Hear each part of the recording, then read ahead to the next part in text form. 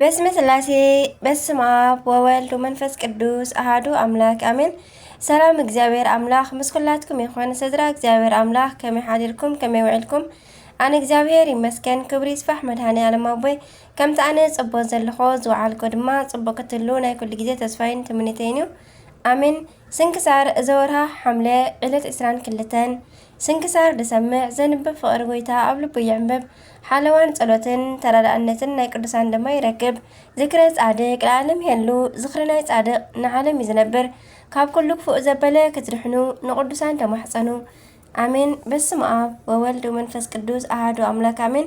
ወላዲተ አምላክ ቅድስት ኪዳነ ምሕረት አደይ ልሳን አንደበት ኩነኒ አሜን። በዝለማዓንቲ ዓመታዊ በዓል ናይ ቅዱስ ኡራኤል ሊቀ መላእክቲው ከምኡ ናይ ኩሎም ቅዱሳን በረከተ ምሕደረና አሜን። ሓደ አምላክ ብዝኾነ በአብ በወልድ በመንፈስ ቅዱስም ሐምሌ 22 ኢትዮጵያዊ ሰማዕት አቡነ ጴጥሮስ በዓለ ዕረፍቶም እዩ። ናይ ሊቀ መላእክት ቅዱስ ኡራኤል ቅዳሴ ቤቱ ዝተኸበረሉን ንነቢ እዝራ ሱትኤል ናይ ፍልጠት ጽዋዕ ዘስተየሉን ዕለትን እዩ። በረከቱ ይሕደረና። ናይ ዓበይ ሰማዕት ወዲ ቅዱስ ፋሲለደስ ዝኾነ ምስክርነቱ ብብዙሕ ስቃይ ዝፈጸመ ሰማዕት ቅዱስ መቃርስ እውን ዕረፍት እዩ። ድሕሪ ዕረፍቱ ተገሊጹ ብዙሕ ተኣምራት ዝገበረ ዓብይ ሰማዕት ቅዱስ ለውንቲዮስ እውን ዕረፍት እዩ። በረከተ መሕደረና አሜን። ሊቀ መላእክት ቅዱስ ኡራኤል ኢዮር ራማን ኤረርን ዝበሃላ ሰለስተ ናይ መላእክቲ ከተማታት ኣለዋ። እግዚአብሔር ንቅዱሳን መላእክቲ ምስ ፈጠሮም ብነገድ 100 ብሓለቃ 10 ገይሩ ኣብ ሰለስተ ሰማያት ኣስፈሮም። ንኢዮር ብ4 ንራማ ብ3 ንኤረር ድማ ብ3 ከፊሉ እዩ ኣብ 10 ከተማታት ዘስፈሮም። በዚ መሰረት ድማ ንኢዮር ላዕለዋይን ታሕተዋይን ገይሩ ኣብ 4 ከተማታት ከፈላ። ኣብኣን ዘለዉ መላእክቲ ን40 ነገድ ብ4 ሓለቃ ገይሩ ከፈሎም። ናይ መጀመርታ ነገድ ኣጋእዝት ይበሃሉ። ሓለቃኦም ሳጥናኤል ነበረ። ንሱ ድማ ናይ መላእክቲ ኩሉ ጸሎት ናብ እግዚአብሔር ዝዕርግ ነበረ። ካብ ክብሩ ምስ ወረደ ድማ ቅዱስ ሚካኤል ናብ ኣብናቱ ቦታ ተሾመ። ካልኣይ ነገድ ኪሩቤል ይበሃሉ። ንሶም ድማ መንበረ ስላሴ ይሽከሙ ናይ ዓቅዝስቲ ኣምሳል እዮም። ሓለቃኦም ድማ ገጸ ሰብእን ገጸ ኣንበሳን እዮም። ኣብ ሳልሳይ ከተማ ኣብ ኢዮር ዘለዉ ሱራፊኤል ይበሃሉ። ናይ ዲያቆናት ኣምሳል እዮም። ኣብ ትንቢተ ኢሳያስ ኣብ ምዕራፍ 6 ዝተገልጹ ንኢሳያስ ካብ ለምጹ ከም ዝፍወስ ዝገበሩ እዮም። ሓለቃኦም ድማ ገጸ ላሕምን ገጸ ንስርን እዮም። ኣብኡ ከለና ድማ ኪሩቤል ወይ ሱራፊኤል ዝበሃል ናይ ግለሰብ መጸውዒ ስም ስሕተት እዩ። መጀመርታ እዘን ኣስማት ንብዙሓት መላእክቲ መጸውዒ ዝውክላ እየን። ንሓደ ክኸውን ከሎ ኪሩብ ሱራፊ ይበሃል። ኪሩቤል ወይ ከዓ ሱራፊኤል ማለት ግን ናይ ብዙሕ ቁጽሮም መጸውዒ እዩ። ካልኣይ ምኽንያት ድማ ናይ ቅዱሳን መላእክቲ ስም ከም ዘሎ ብቑም ወሲድካ ንገለ ሰብ መጸዊዕኻ ኣብ ስም ምውዓል ግቡእ ኣይኮነን። ንኣብነት ሚካኤል፣ ገብርኤል፣ ሩፋኤል ክበሃል ኣይከኣልን ማለት እዩ። ወለተ ሚካኤል፣ ክንፈ ገብርኤል እንዳተባሃለ ይስየም እምበር ብቐጥታ ሚካኤል ገብርኤል እንዳበልካ ንሰብ ምስያም ግን ጌጋ እዩ። ኣብ ራብዓይ ከተማ ኣብ ኢዮር ዘለዉ ድማ ሃይላት ይበሃሉ።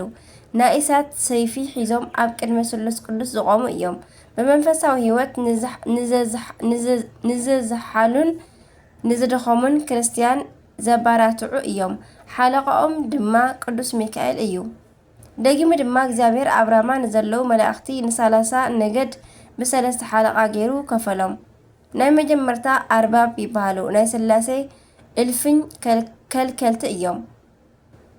ናይ እግዚአብሔር መንበር ብክንፎም ይሽፍኑ። ሓለቃኦም ቅዱስ ገብርኤል እዩ። ካልኦት ኣብ ራማ ከተማ ዘለዉ ድማ መናብርት ይበሃሉ። ንእግዚአብሔርን ብጣዕሚ ቅርብ ዝኾኑ እዮም። ንእግዚአብሔር ቅርብ ዝኾኑ ማለት እዩ። ናይ መብረቕ ጋሻኦም ናይ እሳት ኣጽዋሮም ሒዞም ኣብ ጥቓ ስላሴ ኮይኖም ብተጠንቀቕ ዝቆሙ እዮም። ናይ ሰብ ሽግር ናብ እግዚአብሔር ዘቕርቡ እዮም። መዝሙር ዘዳዊት መዝሙር 88 ፍቕዲ 6 ሓለቃኦም ቅዱስ ሩፋኤል እዩ። ሳልሶት ኣብ ራማ ከተማ ዘለዉ ስልጣናት ይበሃሉ። ንኹሎም ፍጥረታት ንምሕላው ስልጣን ዝተውሃቦም እዮም። ናይ ምጽኣት ዕለት ኣዋጅ ነገርቲ እዮም። ዳንኤል ምዕራፍ 12 ፍቕዲ 1 ሓለቓኦም ቅዱስ ሱርያል እዩ። ደጊሙ ድማ እግዚኣብሔር ኣብ ኤረር ንዘለዉ መላእኽቲ ን30 ነገድ ብ3 ሓለቓ ገይሩ ከፈሎም። እቶም ናይ መጀመርታ መኳንንት ይበሃሉ። ናይ ሥላሴ ናይ እሳት በዓለ ቀስታት እዮም። ንደቂ ሰባት ብፍሉይ ዝሕልዉ እዮም። ብፍላይ ኣብ ጊዜ ሓደጋ ንሎጥ ከም ዘድሓንዎ ፈጢኖም እዮም ዝመፁ። ኣብ ዕለተ ምጽኣት ናይ ኩሉ ሰብ ዓጽም ኣኪቦም ንትንሳኤ ዘጉባኤ ዘብቅዑ እዮም። ሓለቓኦም ድማ ቅዱስ ሰዳካኤል እዩ። ካልኦት ድማ ሊቃናት ይበሃሉ። ናይ ሥላሴ ናይ እሳት ኣፍራስ እዮም። ብእሳት ፈረስ ይመላለሱ። እዚኦም ድማ 24 ካህናተ ሰማይ ክኾኑ ከለዉ ሓለቓኦም ቅዱስ ሰላታኤል እዩ። ኣብ ኤረር ከተማ ዝሰፈሩ ሳልሶት ድማ መላእክት ይበሃሉ። ንኹሉ ፍጥረት ዝሕልዉ እዮም። ሓለቓኦም ቅዱስ ኣናኒኤል እዩ። በዚሖም ዘይሕሎ ፍጥረት የለን በዚኦም ዘይሕሎ ፍጥረት የለን ይሓልውና ንኹሉ ጊዜ። ካብ ኣዝርእቲ ጀሚርካ ንኹሉ ዝሕልዉ እዮም። ቅዱስ ዮሃንስ ብራእይ ኣብ ቅድሚ እግዚኣብሔር ዝቖሙ 7 መላእኽቲ ረኣኹ። ራእይ ምዕራፍ 8 ፍቕዲ 2 ከም ዝበለ ሊቃነ መላእክቲ ብቑፅሪ 7 እዮም። ንሶም ድማ ቅዱስ ሚካኤል፣ ቅዱስ ገብርኤል፣ ቅዱስ ሩፋኤል፣ ቅዱስ ራጉኤል፣ ቅዱስ ኡራኤል፣ ቅዱስ ፋኑኤል እና ቅዱስ ኣፍኒን እዮም። ኡራኤል ዝብል ስም ኡር ወይ ከዓ ኤል ካብ ዝብል 2 ቃላት ዝተመስረተ ስም እዩ። ኡራኤል ማለት ድማ ትርጉሙ ናይ ብርሃን ጎይታ፣ ናይ ኣምላኽ ብርሃን ማለት እዩ። ቅዱስ ኡራኤል ካብ 7 ሊቃነ መላእክቲ ሓደ ክኸውን ከሎ ካብ ፍጥረተ ዓለም ጀሚርካ ኣብ ልዕሊ መብረቕና ነጎድጓድን ዝተሾመ መልኣኽ እዩ። ብምዃኑ ድማ መጽሓፍ ሄኖክ ከም ዝገልጾ መባረቅቲ ንጽጋብን ንበረከትን ከም ዝበርቁ ነጎድጓድ ድማ ንሰላም ከም ዝኾነ ይነግር። ምስጢረ ሰማይን ሰማያዊ ፍልጠትን ኩሉ ንሄኖክ ዝገለጸሉ መልኣኽ ቅዱስ ኡራኤል እዩ። ንፀሓይን ንወርሕን ንከዋክብትን ንናይ ሰማይ ሰራዊት ብርሃንን ዝመርሕ እዚ ክቡር መልኣኽ እዩ። መጽሓፍ ሄኖክ 28 ፍቕዲ 13 መድኃኒ ዓለም ክርስቶስ ንዓለም ቤዛ ኮይኑ ኣብ ዝተሰቐለ ጊዜ ንኽቡር ደሙ ብናይ ብርሃን ጽዋዕ ተቐቢሉ ብናይ ብርሃን መነስነሲ ኣብ ዓለም ዘፍሰሶ እዚ ክቡር መልኣኽ ቅዱስ ኡራኤል እዩ። ንነቢ እዝራ ሱቲኤል ናይ ጥበብ ጽዋዕ ኣስትዩ ሰማያዊ ምስጢር ዝገለጸሉ መልኣኽ ቅዱስ ኡራኤል እዩ። ፍልጠት ተሰዊርዎ ንዝነበረ ንኢትዮጵያዊ ሊቅ ንኣባ ዮሃንስ ዘጋስጫ እውን ብናይ እመቤትና ትእዛዝ ናይ ጥበብ ጽዋዕ ኣስትዩ ሰማያዊ ምስጢር ዝገለጸሉ ቅዱስ ኡራኤል እዩ። ኡራኤል ዝተብሃለ መልኣኽ ክረድኣኒ መጸ። መጽሓፈ እዝራ ፍቕዲ ምዕራፍ 2 ፍቕዲ 1 ኣምላኽና እግዚኣብሔር ናይ ህይወትን ናይ ይቕረታን ዝናብ ኣብ ልዕሊ ምድሪ ምእንቲ ከዝንብ ከምኡውን ናይ ሕርሻና ኣዝመራ ብዝናብ ኣብቂሉ ብፀሓይ ኣብሲሉ ንምግብነት ምእንቲ ክበቅዕ ካብ ፈጣሪ ምሕረት ዝልምን መልኣኽ ቅዱስ ኡራኤል እዩ። ኣቦና ሊቅ ኣባ ጊዮርጊስ እውን በዚ ናይዚ መልኣኽ ኣማላድነት ብጣዕሚ ብዙሕ ድርሰታት ዝደረሱ እዚ መልኣኽ ናይ ህይወት ጽዋዕ ምስ ኣስተዮም እዩ። ኣብ መጀመርታ እውን ኣባ ጊዮርጊስ ዝተወልዱ ብናይ ቅዱስ ኡራኤል ኣብሳርነት እዩ። ኣብ ቅድስቲ ሃገርና ኢትዮጵያ ዝተመስረቱ መብዛሕትኦም ቅዱሳት ገዳማት ብቅዱስ ኡራኤል መሪሕነት እዩ። ኣብ ድርሳኑ ዘይጠቐሶ ናይ ሃገርና ቅዱሳት ገዳማትን ቅዱሳን ነገስታትን የለውን። ናይ ብርሃን ኣዲኡ ድንግል ማርያም ወላዲተ ኣምላኽ ምስ ወዳ ምስ ኣምላኽናን ኢየሱስ ክርስቶስ ክትስደድ ከላ ድማ መንገዲ እንዳመርሐ ናብ ግብፅን ናብ ሃገርና ኢትዮጵያ ዘምጽኦም ቅዱስ ኡራኤል እዩ። ንእመቤትና ምስ ተፈታዊ ወዳ ኣብ ልዕሊ ደመና ጽዒኑ መላእ ኢትዮጵያ ምስ ኣዛወራ ቅድስቲ ሃገርና ንእመቤትና ናይ ኣስራት ሃገር ከም እትኸውን ዝገበረ መልኣኽ ቅዱስ ኡራኤል እዩ። ንመልኣኽ ቅዱስ ኡራኤል ኣብ ዓመት 3 ዓበይቲ በዓላት ኣለዎ። ጥሪ 22 በዓለ ሲሞት እዩ። መጋቢት 27 ናይ ጎይታና ክቡር ዝኾነ ወርቂ ደሙ ኣብ ዓለም ዝረጨሉ እዩ። ሓምለ 22 ድማ በዘለሙዓንቲ ቅዳሴ ቤቱ ዝኽበረሉን ንነቢ እዝራ ሱቲኤል ናይ ፍልጠት ጽዋዕ ዘስተየሉን ዕለት እዩ። ናይ ሊቀ መላእክት ቅዱስ ኡራኤል ሓለዋ ኣይፈለየና። ከምቲ ንኹሎም ናይ ፍልጠት ጽዋዕ ኣእምሮኦም ዝተደፍነ ዝኸፈተሎም ጽዋዕ ሰማይ ዝተኸፈተሎም ድማ ንዓና እውን ኣእምሮና ዝተደፍነ ጽዋዕ ንሰማያት ይኽፈተልና በረከቱ ይሕደረና አሜን። ከምኡ ድማ ኢትዮጵያዊ ሰማዕት አቡነ ጴጥሮስ ሰማዕት አቡነ ጴጥሮስ ካብ ንእስነቶም ጀሚሮም ትምህርት ትሕርምትን ሕያውነትን ዝፈትዉ ከም ዝነበሩ ይንገር። ኣብቲ ወቅቲ ኢትዮጵያ ናይ ባዕላ ጳጳሳት ትደልየሉ ግዜ ስለዝነበረ ብፍቃድ እግዚአብሔር ንመጀመርታ ግዜ ናይ ሃገርና 4 ኣቦታት ጵጵስና ተሸሙ። ንሶም ድማ ሰማዕት አቡነ ጴጥሮስን ኣቦታት አባ ሚካኤል፣ አባ አብርሃምን አባ ይስሐቅን እዮም። ዝተሸሙሉ ግዜ ድማ ግንቦት ዕለት 18 1921 ዓመተ ምህረት እዩ። አቡነ ጴጥሮስ ምስ ተሸሙ ብሃዋርያዊ አገልግሎትን ብጸሎትን ተጊሆም ይነብሩ ነበሩ። ኣብ 1928 ዓመተ ምህረት ፋሽስት ጣልያን ንሃገርና ኣብ ዝወረረት ግዜ እዚ ቅዱስ ጳጳስ ናብ ዱር ናብ ገደል ንምኻድ ተበጊሱ ድማ ናብ ፈቐዶ በረኻ እንዳኸዱ ንሓርመኛታት የጸናንዑን የናዝዙን ይባርኹን ይናዝዙን ነበረ። ንሃገሮምን ንሃይማኖቶምን ክብሉ ጥምየት መከራ ተዓጊሶም እዮም። ኣብ ዝተተሓዙላ ኣብታ ለይቲ ብጣልያናውያን ንናይሮም እምነትን ንኣጋዛዝኣኡን ምእንቲ ክድግፉ ተሓተቱ። እዞም ኣቦ ግን እምቢ እንተበሎም እንታይ ከም ዝወርዶም እንዳፈለጡ ኣይኮውንን በሉ። ንጽባሒቱ ኣብ ኣደባባይ መትረየስ ሕጂ እውን ሕቶ ቀረበሎም። አቡነ ጴጥሮስ ድማ ኣፎም ከፊቶም ክዛረቡ ጀመሩ። ኦ ናይ ሃገረይ ህዝቢ ንሃገርካ ሃይማኖትካን እንተዘይተጋዲልካ ትውልዲ ይፍረድካ። ንጣልያን ግን ኣሽምካይንዶ እኳ ሰብ ገረብ ቆጽሊ መሬት ንኸይግዝኣሉ ኣወጊዛ ኣለኹ በሉ። ኣብ ውሽጢ ደቃይቕ ድማ ንናይ ግራዝያኒ ትእዛዝ ናይ መትረየስ ጥይት ዘነቦም። ኣካሎም ተቐዳዲዱ ብሰንሰለት ተኣሲሮም ከለዉ ኣብ ልዕሊ መሬት ወደቑ። ሓደ ወተሃደር ቅርብ ኢሉ እንተተመልከተ ቁሩብ ትንፋስ ነበረቶም። እዚ ቀሺ ኣይሞተን ኢሉ ኣብ ርእሶም ተኮሰሎም። አቡነ ጴጥሮስ ንሃገሮምን ንሃይማኖቶምን ተሰውኡ። ነዚ ነገር ሓርበኛታት ምስ ሰምዑ እቲ ባእሲ ተቐጻጸለ። እዚ ዝተገብረ ሓምሌ 22 ኣብ 1928 ዓመተ ምህረት እዩ። አቡነ ጴጥሮስ ድማ ብኩሉ ናይ 1000 ዓመት ምሩጽ ሰማዕት ብምባል ይፍለጡ። በረከቶም ይሕድረና ብመዓሪ። ከምኡውን ቅዱስ መቃርስ ሰማዕት እዚ ሰማዕት ተወሊዱ ዝዓበየ ኣብ አንጾኪያ ሶርያ ብ300 ክፍለ ዘመን ክኸውን ከሎ ናይ ዓብይ ቅዱስ ፋሲለደስን ናይ ቅድስቲ ሶፊያን ፍረ እዩ። ወላ እኳ ኣብ ውሽጢ ቤተ መንግስቲ እንተዓበየ ካብ ወለዱ ፍቕሪ ክርስቶስን ንጽህናን ሕያውነትን ወሪሱ እዩ። ብፍላይ ድማ ንድኻታት ንነዳያን ኣኪቡ ዕለት የብልዕ ነበረ። መቃርስ ማለት ብልሳን ናይ ዮናኒ ብፁዕ ንኡድ ክቡር ማለት እዩ። እዚ ቅዱስ እታ ናይ መከራ ዘመን ምስ መጸት ኩሎም ቤተሰብ ስለ ክርስቶስ ምማት ብምምራጾም ንሱ ድማ ደስ እንዳበሎ ናይ መከራ ተኻፋሊ ኮነ። ነዚ ዝመስል ናይ ቤተ መንግስቲ ክብሪ ስለ ክርስትና ኢሉ ንዓቆ፣ ተገረፈ፣ ተሳቀየ፣ ብእሳት እውን ተቃጸለ። ሓደ ግዜ ድማ ኣብ ኣደባባይ ዝሞተ ሰብ ብጸሎቱ ኣተንሲኡ መስክር በሎ። እቲ ካብ ሞት ዝተንስአ ድማ ናይ ክርስቶስ ኣምላኽነት ብምምስካሩ ኣብ ኣደባባይ ዝነበሩ ብዙሓት ኣህዛብ ብክርስትና ኣሚኖም ተሰየፉ።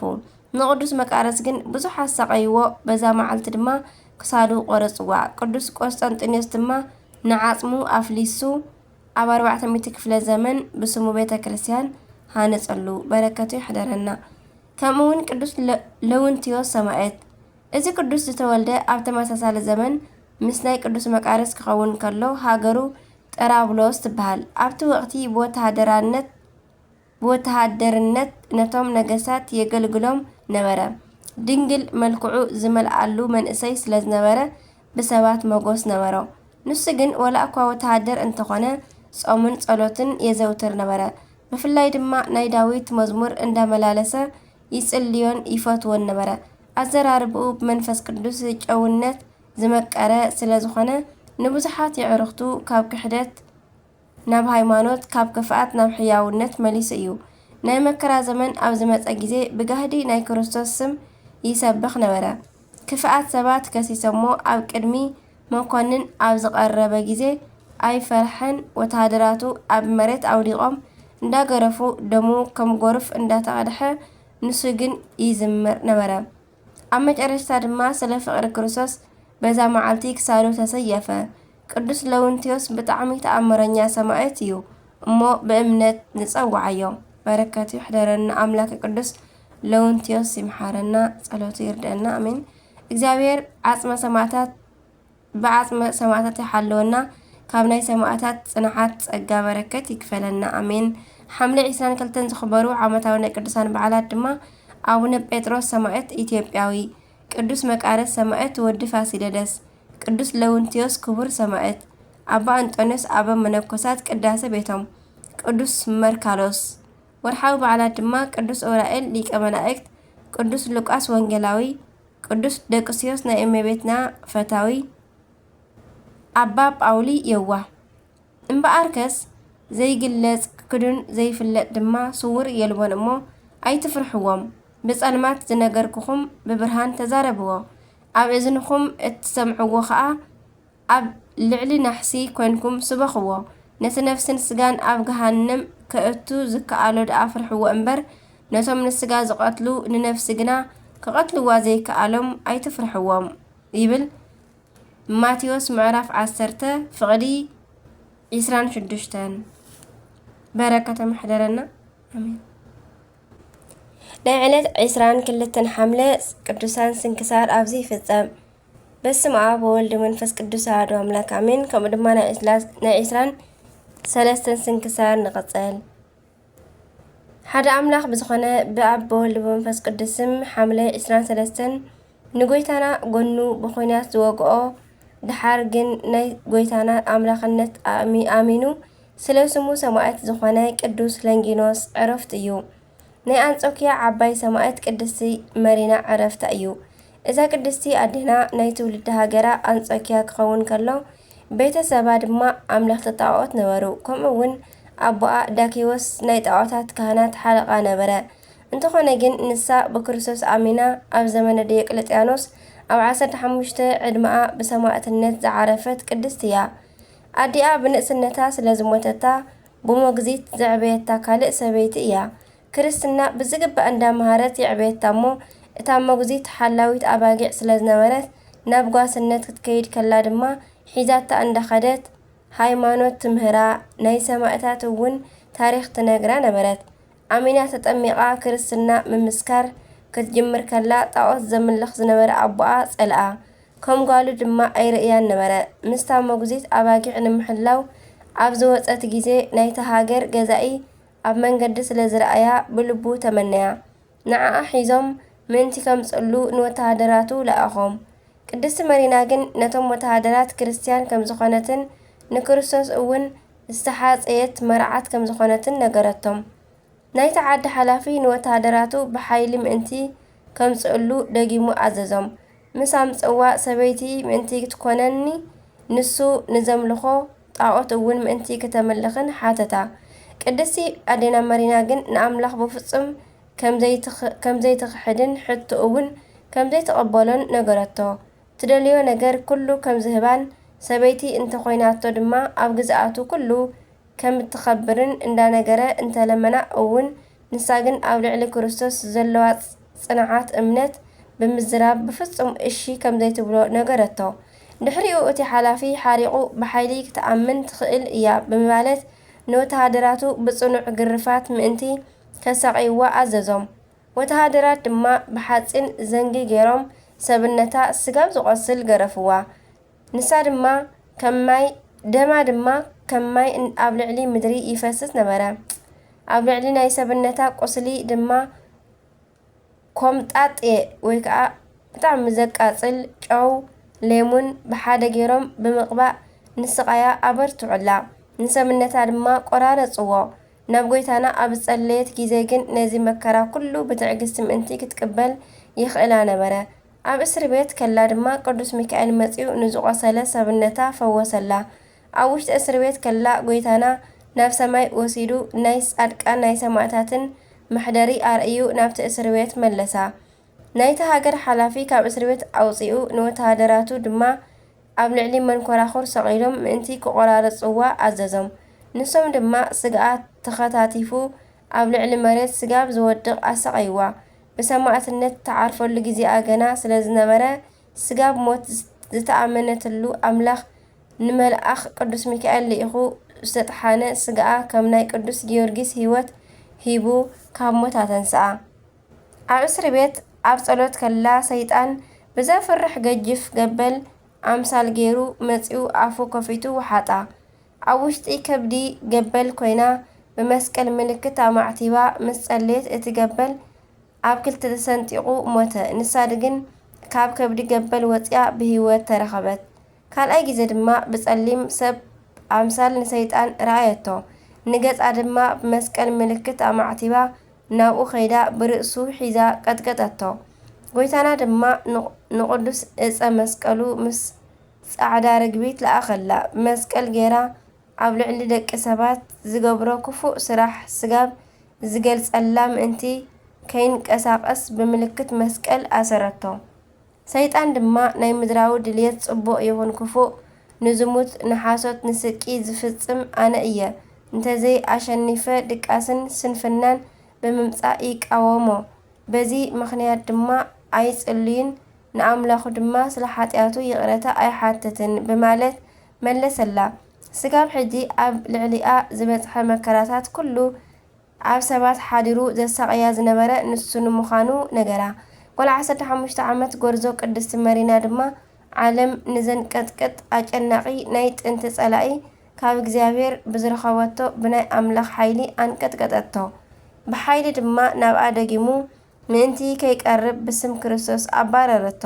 ናይ ቅድስቲ መሪና ናይ እምነት ጽኑዕ ኣቋማ ዝተመልከተ ገዛኢ ብናይ ቁጥዓ ቃል ንወታደራቱ ክፉእን ኣሰቃቕን ዝኾነ ስቃይ ምእንቲ ከሳቒዋ ኣዘዞም። ወታደራት ድማ ኣብ ልዕሊ ዕንጨይቲ ክዳና ኣውፂኦም ዘቕዚቖም ሰቐልዋ። ማይ ድማ ኣፍሊሖም ከቃጽልዋ ናብ ዝፈልሐ ማይ ኣብ ዘእተውዋ ጊዜ ካብ ሰማይ ብኣፉ ናይ ወርቂ ኣኽሊል ዝሓዘ ርግቢት መጺኡ ብኣብ በወልድ በመንፈስ ቅዱስም ኣጥምቓ። ንእግዚኣብሔር እንዳመስገነት ድማ ካብቲ ውሽጢ ማይ ወፀት። መኮንን ድማ ከም ዝደሓነት ኣብ ዝረኣየ ጊዜ ርእሳ ብሰይፊ ምእንቲ ክቖርጽዋ ኣዘዘ። ጎይታና ድማ ተገሊጹ ዓብይ ቃል ኪዳን ምስ ሃባ ርእሳ ብሰይፊ ኣቑረጻ። ብናታ ምኽንያት ብጣዕሚ ድንቂ ዝኾነ ተኣምራት ተፈጸሙ። ብዙሓት ድማ ብናይ ቅድስቲ ኣዴና መሪና ኣምላኽ እንዳኣመኑ ሰማዕትነት ተቐበሉ። ካብ 15,000 ንላዕሊ ዝኾኑ ሰማዕትነት ተቐበሉ። ቅድስቲ መሪና ድማ ክሳዳ ብሰይፊ ተሰይፋ ምእንቲ ክትቀተል ተወሲዳ ናብ ከተማ ወፃኢ ሒዞማ ከዱ። ንዓኣ ዝስይፍዋ ወተሃደራት ድማ እመቤተይ ኦ መሪና ብርሃናዊ ኣኽሊል ዝሓዘ ናይ ጎይታ መልክዕ ይርኢ ኣለኹ ኢሉ ነገራ። ቅድስቲ መሪና ድማ ጸሎተይ ስጋብ ዝውድእ በጀኻ ቁሩብ ተዓገሱኒ በለቶም። ክብሪ ይኹን እሞ ጎይታና ድማ ተገሊጹ ስማ ንዝጽውዕ ዝኽራእ ንዝገብሩ ናይ ገድላ ዜና ዝጽሕፉን ወይ ንዘንብቡን ንዝሰምዑን ሓጢኣቶም ክሓድገሎም እየ ኢሉ ቃል ኪዳን ኣተወላ። በረከት ሓደረና። ጸሎታ ምስ ወድአት ንዝስይፍዋ ወተሃደር በል ዝደለኻየን ዝተኣዘዝካየን ምፍጻም ትኽእል ኢኻ በለቶ። ንሱ ግን ነዚ ኣይገብርን ኣይውዕሎን በላ። ቅድስቲ መሪና ድማ ዝተቐረበልካ ኣኽሊል ከይትስእን ኢላ ኣጠንቂቓ ንዝተኣዘዞ ምእንቲ ክፍጽም መኸረቶ። ነዚ እንተዘይፈጺምካ ኣብ ናይ እግዚኣብሔር መንግስቲ ወላሓንቲ ክብሪ የብልካን ካብ ናይ እግዚኣብሔር ክብሪ ተኻፋሊ ክትከውን ኣይትኽእልን ኢኻ በማለት መኸረቶ። ንሱ ድማ ሰይፉ ኣልዒሉ ርእሳ ምስ ሰየፈ ብናይ ቅድስቲ መሪና ኣምላኽ ብእግዚኣብሔር እየ ዝኣምን ኢሉ ንርእሱ ሰየፈ። ጎርዞ ቅድስቲ መሪና ኣብ 15 ዓመታ ሰማዕትነት ዝተቐበለትሉ ዕለት ድማ ሓምሌ በዝለማዓንቲ 23 እዩ። ረድኤት በረኸታ ይሕደረና ብጸሎታ ይምሓረና ኣሜን። ኣርኬ ድማ ሰላም ለመሪና ገባሪተ ሃይል ወመንክር ለእለ ይጸውኡ ስማ ውስተ ገጸ ኩሉ ብሔር ሃይለ ሰማያት ነሲኣ እንዘይእቲ እምድር እስከ ፈጸመት ጸሎታ ለሰይጣን እህሱር ከመ ኣሳእን ኬደቶ በእግር ይብል። በረከታ ይሕደረና። ቅድስት መሪና አደይ በረከታ ያሕደረና አሜን። ከምኡ ድማ ቅዱስ ለንጊኖስ ሰማዕት እዚ ቅዱስ ድማ ንጎይታና ጎኑ ብኹናት ዝወግኦ እዩ። ድሓር ግን ብጎይታና ኣሚኑ ወንጌል ሰቢኹ ብሰማዕትነት ዝዓረፈ እዩ። ካብ ወገን ዮናናውያን ክኸውን ከሎ ናይ ሮማ ወታደር ዝነበረ እዩ።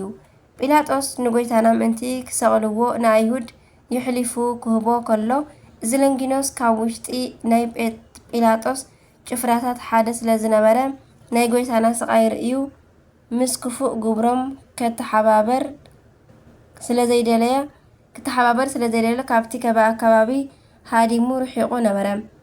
ኣብ ዕለተ ዓርቢ ግን ሮማውያን ኣብ ናይ ጎይታና መከራ ዘይተሓባበረ ኩሉ ንንጉስ ከም ጸላኢኡ ስለ ዝረኣይዎ መድሃኒ ዓለም ክርስቶስ ኣብ መጨረሽታ ሰዓት ተፈጸመ ምስ በለ ለንጊኖስ ናብ ቀራንዮ ጎቦ ወፀ።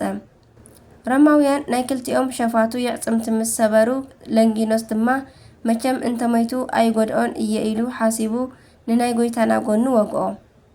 በታ ጊዜ ሓንቲ ዓይኑ ዕውር ስለ ዝነበረ ካብ ናይ ጎይታና ካብ ጎኑ ማይን ደምን ወፂኡ ነታ ዝዓወረት ዓይኑ ምስ ተንከፎ ዓይኑ በርሀትሉ።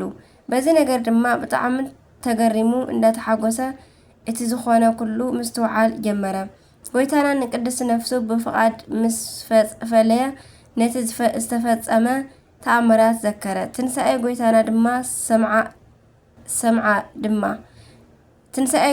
ምስ ሰምዓ ድማ ነዚ ምስጢር ምእንቲ ክገልጸሉ ናብ እግዚአብሔር ክጽልይ ጀመረ። ጎይታና ድማ ንሃዋርያ ቅዱስ ጴጥሮስ ለኣኸሉ እሞ ኩሉ ምስጢር ገለጸሉ። ካብታ ጊዜ ብምሉእ ልቡ ኣሚኑ ስጋ ብሞት ንኽእመን ተቐሪቡ ኣብ ቅድሚ ክፉኣት ኣይሁድ ስለ ጎይታና ኣምላኽነት ክምስክር ጀመረ። ኣይሁድን ሮማውያንን ድማ በምስክርነቱ ብጣዕሚ ተቖጢዖም ከሳድድዎ ጀመሩ። ናብ ንእሽቶ እስያ ናብ ቆጵዶቅያ ከይዱ ኣብኡ ወንጌል ከም ሃዋርያት ብምስባኽ ንብዙሓት ናብ ቅንዕቲ እምነት መለሶም። ኣይሁድ ድማ ብኽፍኣት ተላዒሎም ናይ ሓሶት ምስክር ኣቑሞም ስለ ዝኸሰስዎ ናይ ሮማ ወታደራት ሒዞም ብንጉስ ብጢባርዮስ ቄሳር ኣፍሪዶም ሓምሊ 23 ክሳዱ ሰየፍዎ። ብሰማዕትነት ድማ ሓለፈ። መንግስቲ ኣምላኽ ከዓ ወረሰ። ሕዳር 5 ድማ ናይ ቅዱስ ለንጊኖስ ርእሲ ዝተረኣየትሉ ዕለት እዩ። እዚ ድማ ጎይታና ጎኑ ምስ ወግኦ ብጎይታና ኣሚኑ ኣብ ቆጵዶቅያ ሃገር ወንጌል ዝሰብኽ ኮነ። ካሓቲ ኣይሁድ ድማ ብኽፍኣት ተላዒሎም ናብ መኳንንቲ ብሓሶት ወንጀልዎ። ኣብ ቆጵዶቅያ ሃገር ድማ ክሳዱ ኣቑረጽዎ። ንርእሱ ድማ ንበይና ናብ ኢየሩሳሌም ወሰድዋ።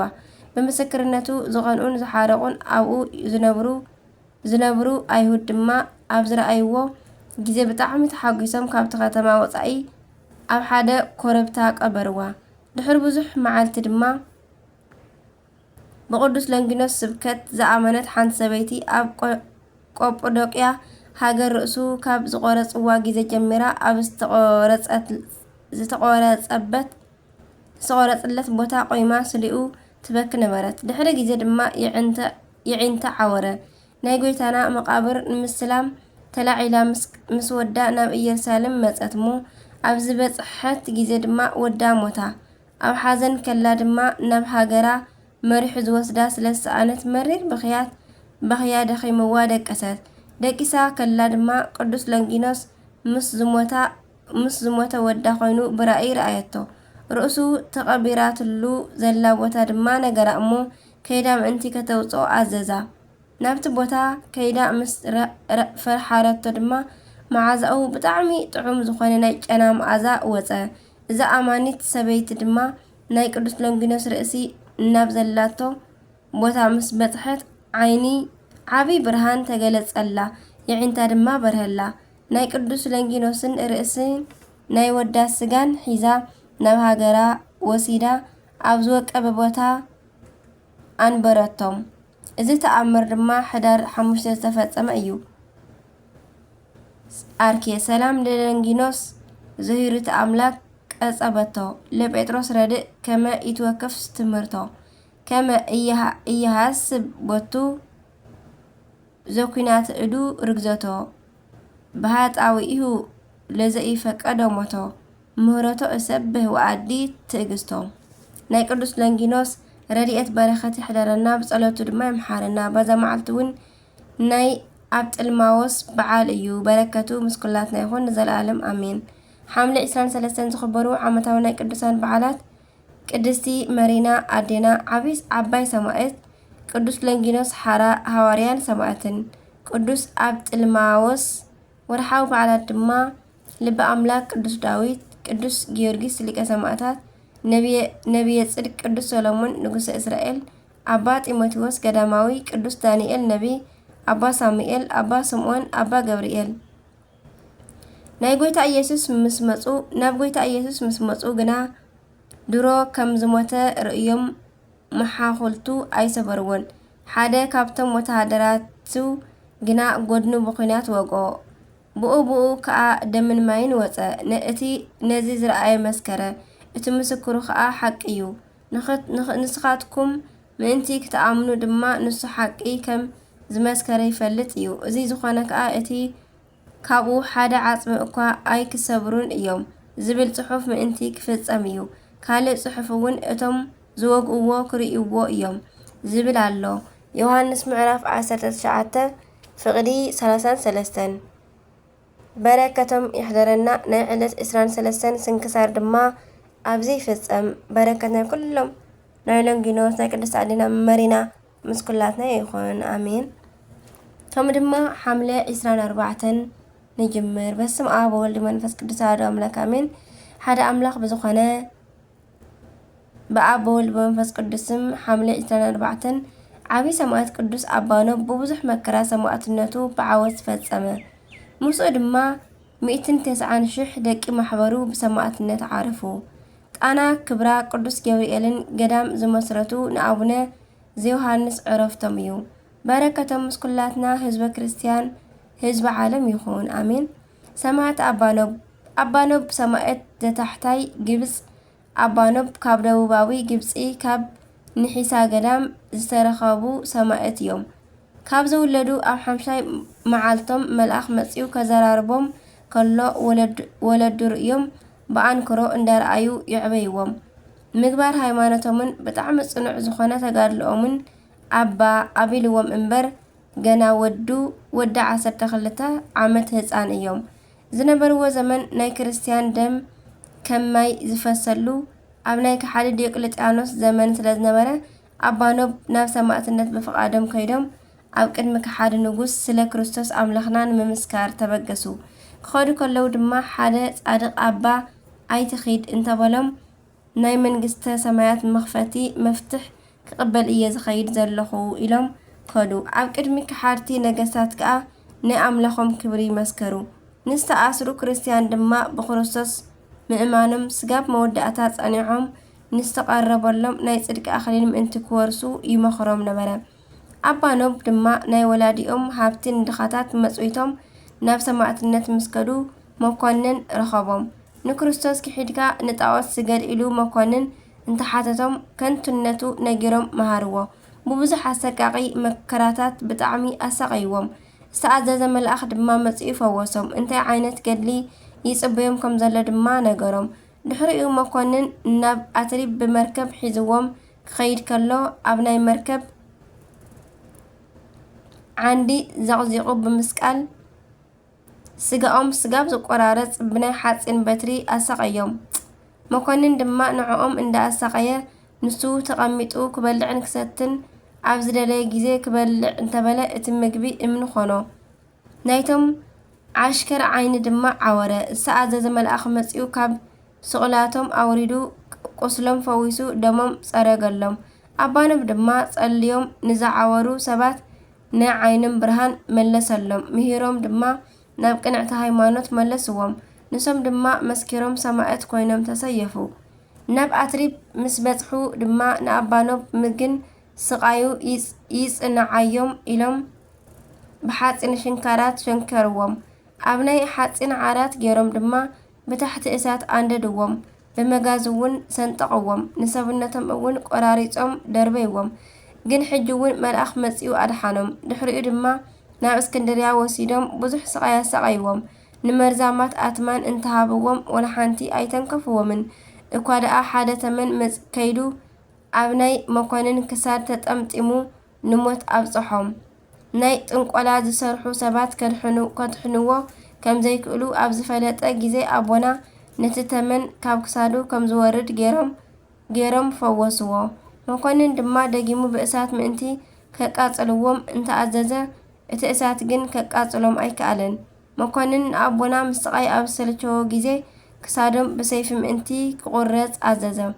ኣባ ኖብ ስለ ክርስቶስ እንዳመስከሩ ጽኑዕ መከራ እንዳተቐበሉ ንብዙሕ ዓመታት ምስ ተሰቃዩን ካብ ጎይታና ዓብይ ቃል ኪዳን ምስ ተቐበሉን ሐምሌ 24 ክሳዶም ተሰይፎም ሰማዕትነቶም ፈጸሙ።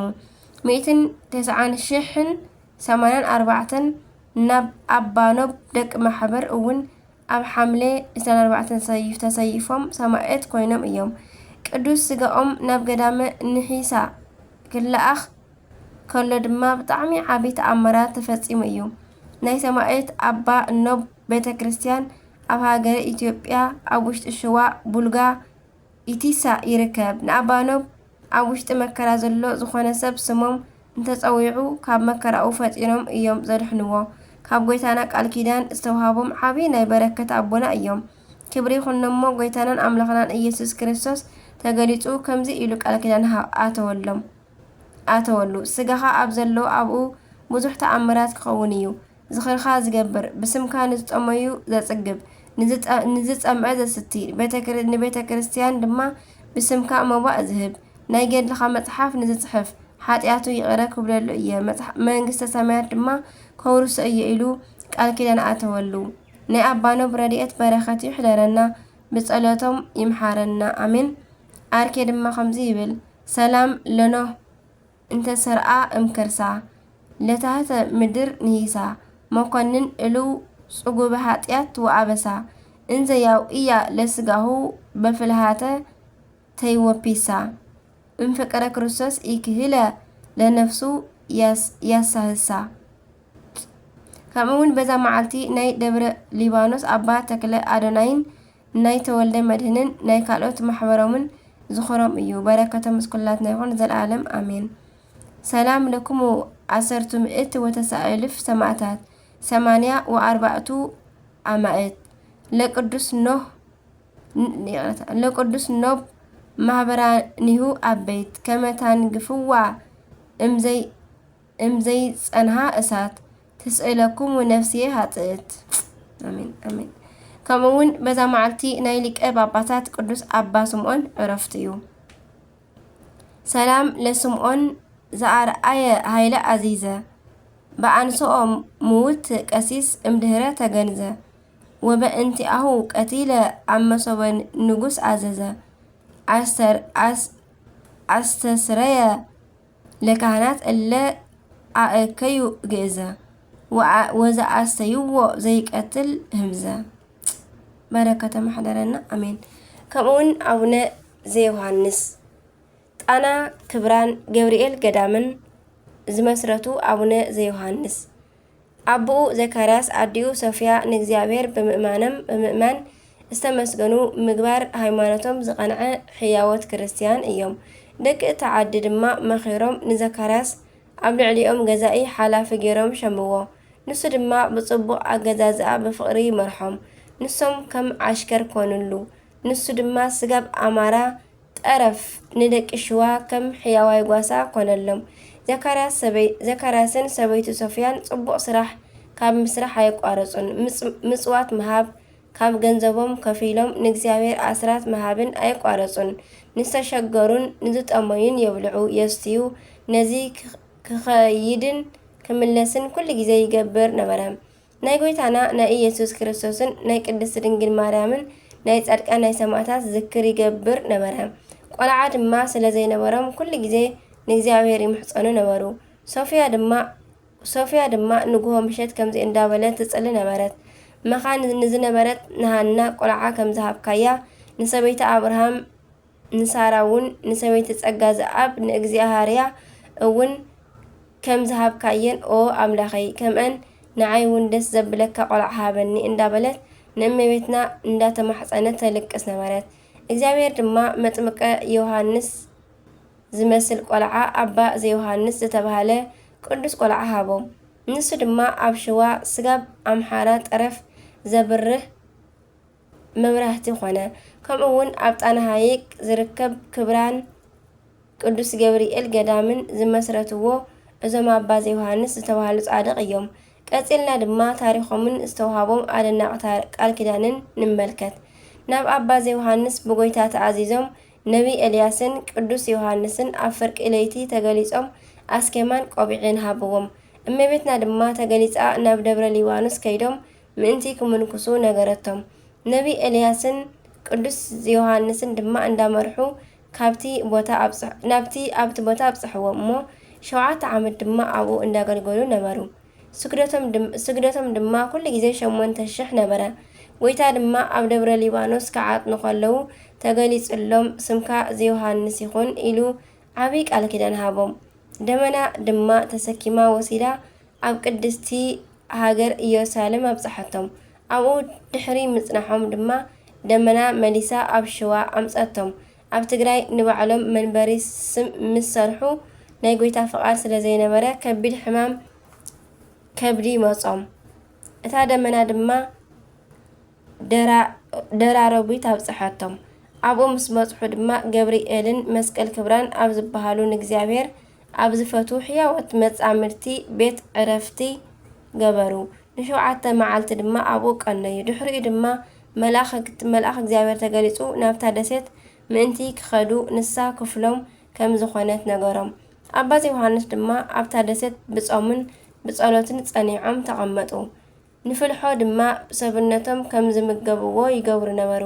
ገብርኤልን መስቀል ክብራን ዝተባሃሉ ሕያወት መጻምድቲ ዝደለይዎ ይወስድሎም ስለ ዝነበሩ ኣብ ዝረኸብዎም ግዜ ነቶም ፍልሖ ካብ ሰብነቶም ከርግፍዎም ኣብ ዝደለዩ ግዜ ግደፍዎም ንዓይ ክምገቡ ተፈቒድሎም እዩ ይብልዎም ነበሩ። ኣቦና ሓደ መዓልቲ ናይ ሰብ ድምፂ ሰሚዖም ናብ ደገ ወፂኦም እንተተመልከቱ ናይቲ ኣከባቢ ሰባት ሓደ ማድጋ ጸባ፣ ሓደ በጊዕን ሓደ ከብትን ንገበል ክግብሩ ርእዮም ነቲ ገበል ብስላሴ ስም በመስቀል ምልክት ኣማዕቲቦም ኣብ ቅድሚ ሰባት ቀተልዎ። ነዚ ሰምዐን ነቶም ሰባት ምእንቲ ክግብሩ ዝለኣኸሙን ጃን ችሓይ ዝተባሃለ ጣዖት ኣምላኺ ናይታ ዓዲ ገዛኢ ንዘምልኾ ገበል ንምንታይ ቀቲልካያ ብማለት ከም ዝእሰሩ ገበረ። ንጉስ ዓምደ ጽዮን ድማ ነዚ ኣብ ሰምዐ ግዜ ሰራዊቱ ልኢኹ ነዚ ኣምላኸ ጣዖት ናይቲ ዓዲ ገዛኢ ቀቲሎም ንኣባ ዘዮሃንስ ከም ዝፍትሑ ገበረ። ኣባ ዘዮሃንስ ድማ ወንጌል እንዳመሃሩ ምውታን እንዳተንስአ ዓብይ ተኣምራት እንዳገበሩ ኣብታ ደሴት ተወሲኖም ተቐመጡ። ኣብ ደመና ተጻዒኖም ናብ ኢየሩሳሌም ከይዶም ታቦት ቅዱስ ገብርኤል ኣምፂኦም ኣብታ ደሴት ክብራን ገብርኤል ገዳምን መስረቱ። እታ ደመና ኣብታ ደሴት ምስ ኣብፅሓቶም ነቢ ኤልያስን ቅዱስ ዮሃንስን ብየማንን ብጸጋምን እንዳሓገዝዎም ንሶም ድማ ሰራዒ ቀሺ ኮይኖም ቀደሱ። ነታ ደሴት ድማ መጀመርታ ክመፁ ከለዉ ብዘዕረፈቶም ሰበይቲ ስም ሰየምዋ። ንኣዋልድ መነኮሳት ኣብ ቀረባ እታ ገዳም ኣብ እንጦኖስ ገዳም ገይሮም ንኽብራን ገብርኤልን ግን ናይ ኣወዳት ጥራሕ ገበርዋ። ሓደ መዓልቲ ኣባ ዘዮሃንስ ኣብ ደብረ ሊባኖስ መስዋእቲ ንምቕራብ እንዳዓጠነ ከሎ ንስማ ፀዋውዑ ክብርን ምስጋናን ይኹነሞ ጎይታናን ኣምላኽናን መድሓኒናን ኢየሱስ ክርስቶስ ካብ ካልእ ሃገር ዝመፀ ጋሻ ሰብ ተመሲሉ ሰላም ንዓኻ ይኹን በሎ። ኣባ ዘዮሃንስ ድማ ዝሓወይ ናይ እግዚአብሔር ፍቕሪ ሓድነት ምሳኻ ይኹን በሎ። ኣንታ ጓሳ ሰብ ካበይ ዓዲ ኢኻ መፂኻ ምክንያቱ ቅድሚ ሕጅስ ኣይፈልጠካን እየ በሎ።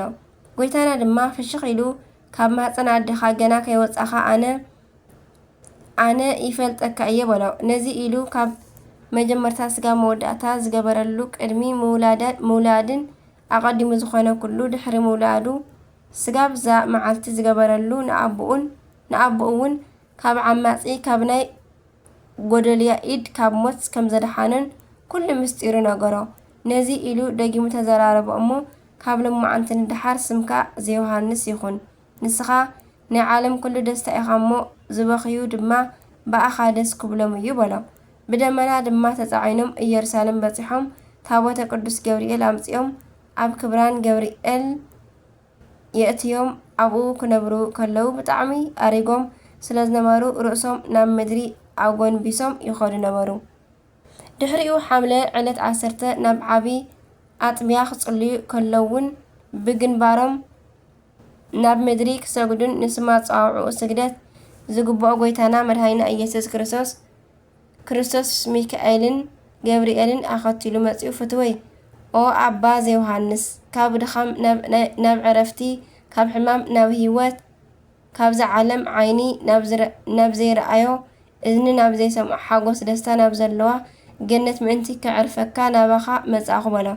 ነዚ ኢሉ ስሙ ንዝጽውዑን ዝኽሩን ዝገብሩን ካብኦም በረከት ከም ዘይጠፍእ ቃል ኪዳን ሃቦ። ገድልኻ ንዝጽሕፍ ወይ ንዘንብብ ንዓይ ከም ዝመሰለ ከም መልከ ጸድቅ ካህን ብኣይ ዝተመረጸን ዝተፈተወን ክኸውን እዩ። ኣብ በዓልካ ንማህሌት ዝቆመ ንመላእኽቲ ሓዎም ክኸውን እዩ። ነዞም ደቅኻ ድማ ኣምሳል መላእኽቲ ክገብሮም እየ በሎ። ነዛ ደሴት ድማ ከም ኢየሩሳሌም ሃገረይን ከም ደብረ ዘይትን ንባርያይ ንሙሴ ሕጊ ከም ዝሃብኩላ ከም ደብረ ሲናን ገይረያ ኣለኹ። በረኸተይ ድማ ኣብኣ ኣይክስኣንን እዩ። ኣነ ድማ ካብኣ ኣይፍለን እየ። ብፍላይ ድማ ኣብ ዝተጠመቕኩላ ዕለይ ካብዛ ገዳምካ ኣይፍለን እየ። ናይዛ ደሴትን ናይ ሃገረይ ናይ ኢየሩሳሌምን መኽፈቲ ብሓደ ሓደ ይኹን በሎ። ካብዛ ሃገር ድማ ብዘይ ንስሓ ናይ ህፃናትን ናይ ኣጓብዝን ሞት ኣይክኸውንን እዩ። ስጋብ ዘለዓለም ድማ ጸሎት ካብኣ ኣይቋረጽን በሎ። ጎይታና ድማ ንኣባ ዘዮሃንስ እዚ ምስ ተዛረቦም ቡራኬ ሂብዎም ምስ ቅዱሳን መላእኽቲ ናብ ዝቐደመ ቦታኡ ዓረገ። እዞም ጻድቕ ኣብ 105 ዓመቶም ሓምለ 24 ብኽብሪ ዓረፉ።